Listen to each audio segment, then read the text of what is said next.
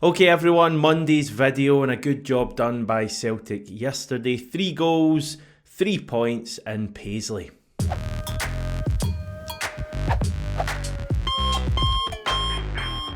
Me and Stevie were on the match reaction shortly after full time yesterday, so definitely go and check that out if and when you get the chance. It's linked at the top of the screen. And enjoy the chat on yesterday's match, because I'm not going to do much of it at all in this video, quite simply because there's so much has happened and been said since full time yesterday that I want to kind of fill you in with. Brendan Rodgers very happy with the performance yesterday, very happy with where the team are on the pitch right now. He spoke about it being a switching game when you come up against St Mirren. And he says we saw that in all 3 goals. I watched them back just to kind of understand what he meant. Obviously, by switching, he means moving it from side to side. And certainly in the first 2 goals, you can see Celtic doing that quickly. Greg Taylor and Alistair Johnston are both involved in both of the first 2 goals, your left back and your right back. So that tells you that we were moving the ball from side to side. And I guess that's effective against a team like St Mirren, who are very well organised and sitting in and making it difficult for you. If you get them moving, then it's going to create space. And we saw that yesterday. As I say, not to repeat myself from the video yesterday, but I just thought Celtic were really good, really confident. The team and the individual players know where they have to be at all times at the moment, and they also know where their teammates are going to be. We play through the press really comfortably. Like, I don't know about you, but you just, in these domestic matches so far this season, you just feel really, really calm watching Celtic. And let's not forget, like, St Mirren were a team who finished in the European places last season. Kilmarnock, who we battered on the first day of the season, likewise. And yeah, I know Hibs are struggling a bit, but it's still Hibs. Like, these haven't been really, really easy matches looking at the fixture list so far. And I know we've got like Rangers and Hearts coming up as well. But the team just seem like they're enjoying their football at the moment. The amount of times yesterday the camera would be focused in on Cameron Carter-Vickers or Alistair Johnston or Greg Taylor, and they would have a smile on their face. And I think that's becoming very clear to people watching that the team are enjoying their stuff at the moment. So I'm very, very happy with where we're at. Obviously, next weekend is our first big test of the season, the first derby of the season. I dare say as we get closer to it, I'll start to get more nervous, because that's what happens ahead of these games. At the moment, I feel very relaxed. I feel very confident. I think that we're going to see a top Celtic team playing that way at the weekend. Like, again, I could be wrong. I've been wrong in the past, but I don't get the impression Celtic are going to turn up and be sloppy and under par. I think we're going to really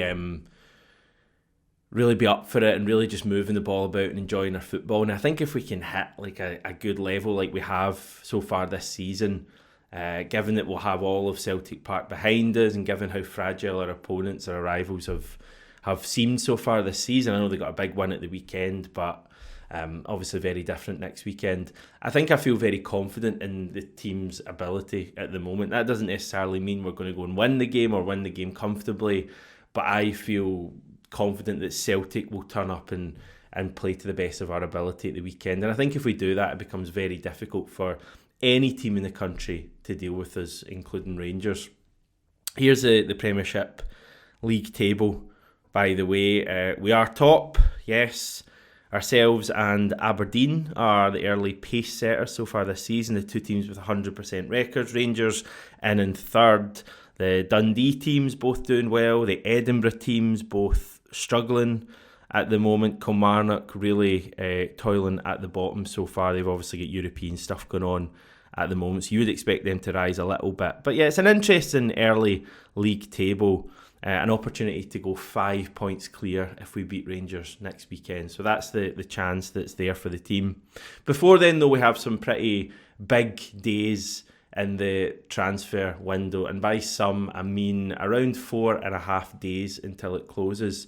I was pretty sure it closes on Friday at 11:30pm. That's what I've been going to all summer, because I read that in a number of places. Haven't done a bit of digging today just to confirm that.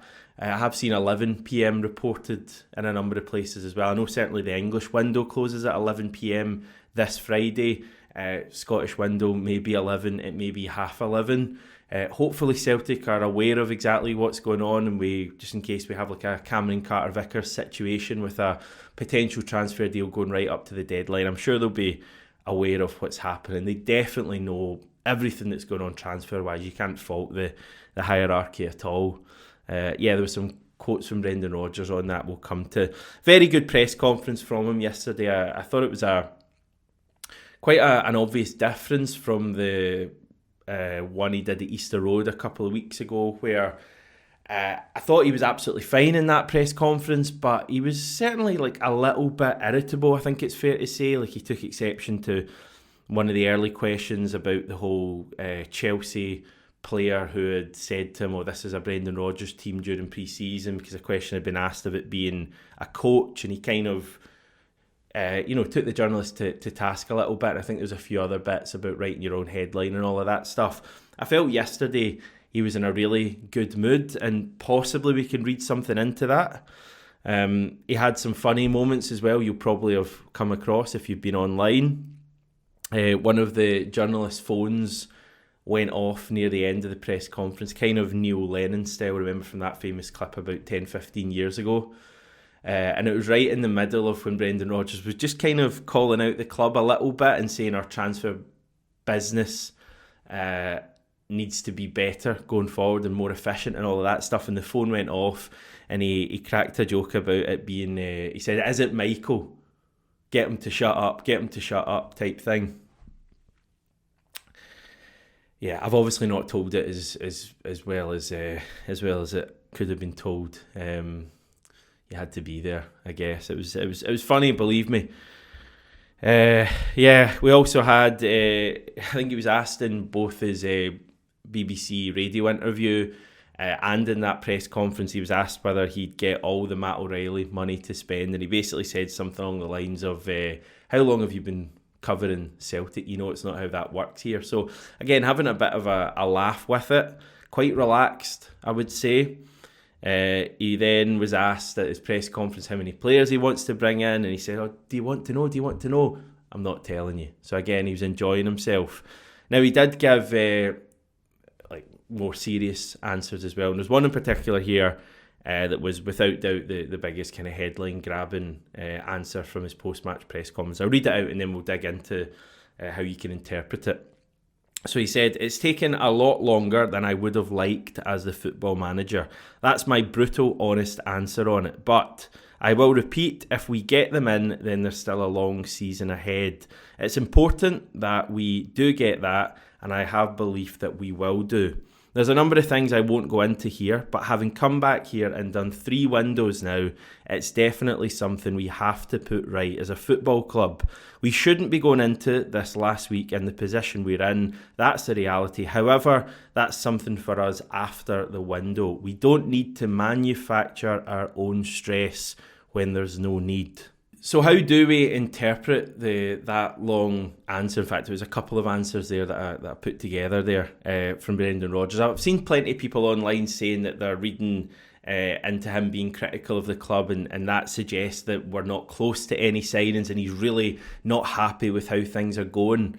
He clearly isn't totally fine with that. He literally obviously said in that answer, we need to be better going forward. But again, he was in a really good mood yesterday in terms of his answers, and the impression I got from the way he answered that question and other questions was that he's actually content with the business he thinks and feels and possibly knows we're going to do between now and the window. And there's almost 2 things going on here. There's the future of transfers, and he's said that needs to be much better, and saying it's one thing, club have to act on it because it isn't good enough. And Brendan Rodgers admits that himself, that we're going into the final week needing all this stuff done.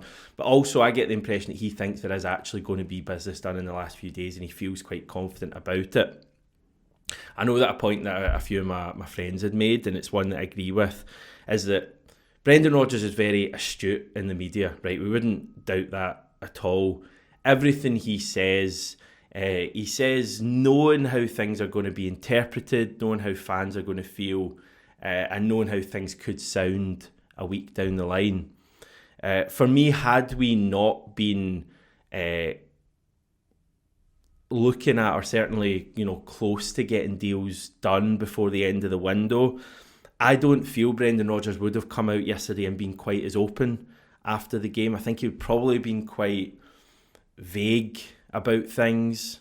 And possibly, he looks at this situation now and after saying what he said, if we now do go out and sign maybe 3 players before the end of the window, he looks like a bit of a genius. And we can't deny that Brendan Rodgers is very astute media-wise. He kind of knows what he's saying, and as I say, he knows how things will be interpreted. So I read his comments and the overall tone of that press conference as a positive. I do think we're going to do business between now and the end of the window. Exactly what that business is, well, maybe we can take a wee look at that now. A left back is coming in. We'll touch on that in a minute. I think we'll sign at least one starting midfielder, possibly 2, but at least one.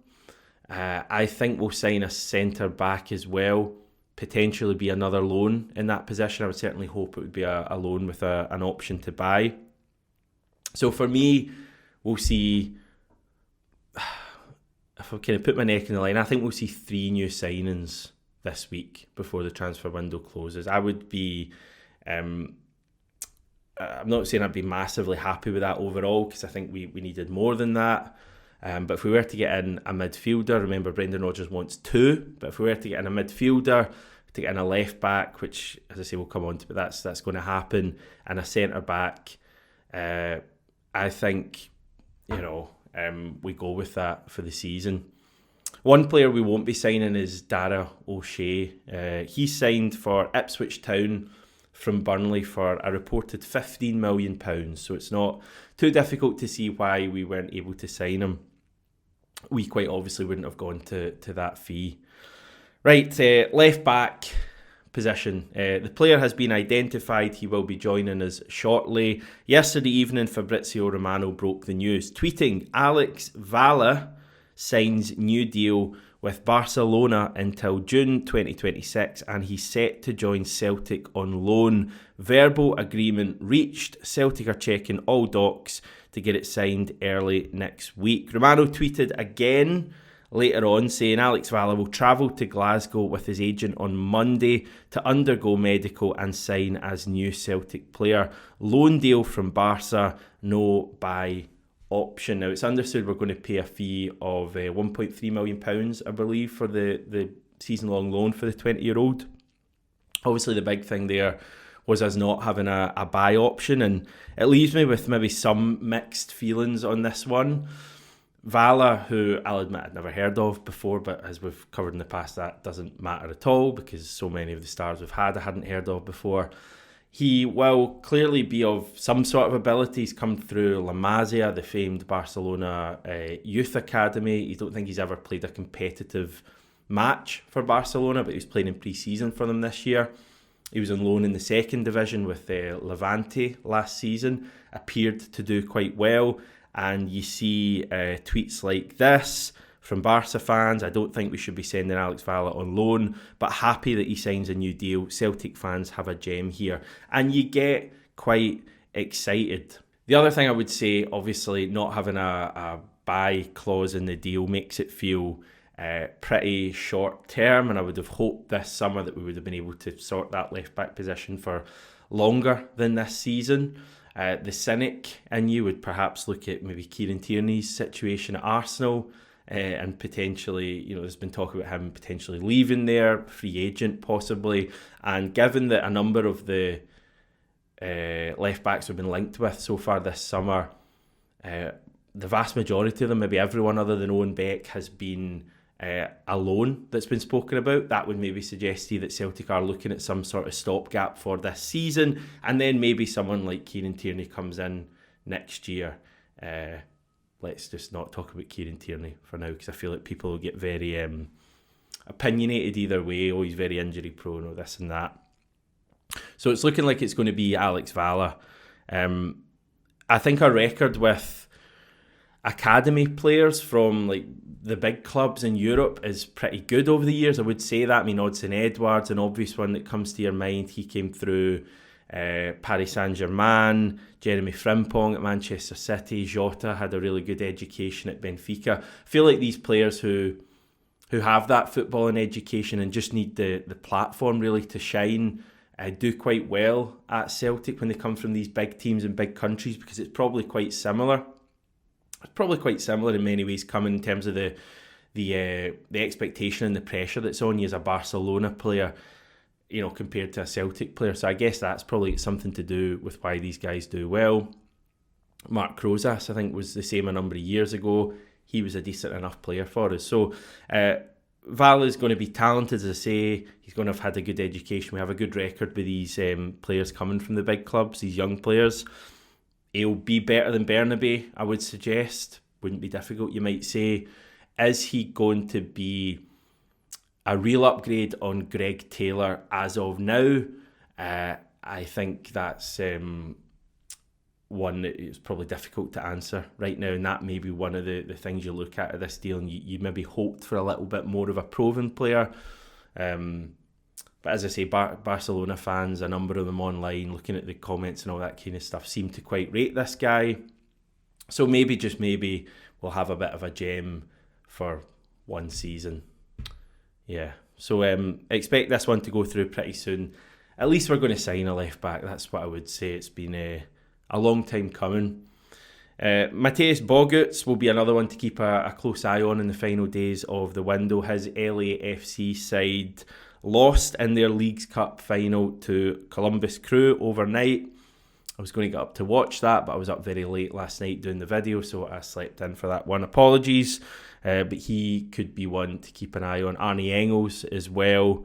The club are said to be keen on him. We've had discussions with his representatives already. That's been widely reported. So he's another player. So if you're looking at Valle as the left back, Boguts, Engels, one of them coming in, both of them coming in if you're very, very optimistic, and potentially a centre back, I think that's what we're looking at for the end of the window. Brendan Rodgers said on Friday, and it was a bit of a kind of throwaway comment near the end of his press conference that you may have missed as a result.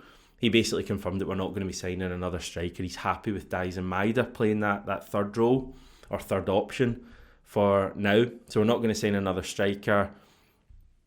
There doesn't seem to be any more chat about a winger at all. There obviously was earlier in the summer.